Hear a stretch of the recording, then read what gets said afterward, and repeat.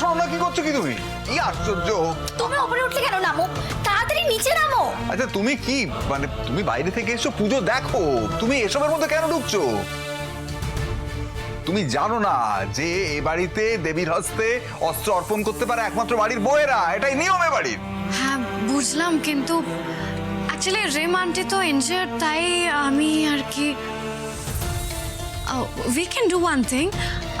রেম aunty যদি আমায় touch করে থাকে তাহলে আমি নিজে হাতে এই ওয়েপন্সগুলো মা দুর্গাকে পরিয়ে দিতে পারি। এসব তুমি কি বলছো বলো তো? এরকম আবার হয় নাকি? হ্যাঁ সম্ভব।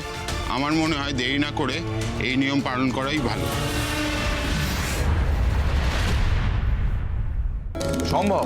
Are you sure? হ্যাঁ হ্যাঁ শিওর। যাক, তাহলে অন্তত দেবী দুর্গার হাতে অস্ত্র অর্পণ করার একটা উপায় বেরিয়েছে।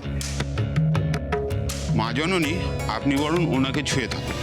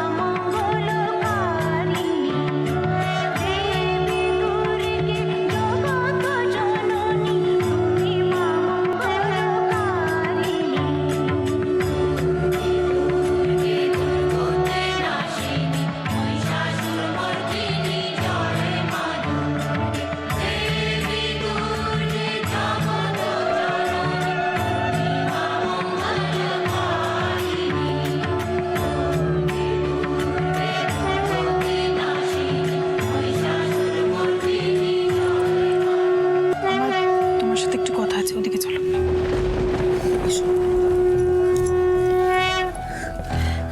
তুমি না ছোট থেকে বিদেশে বড় হয়েছো?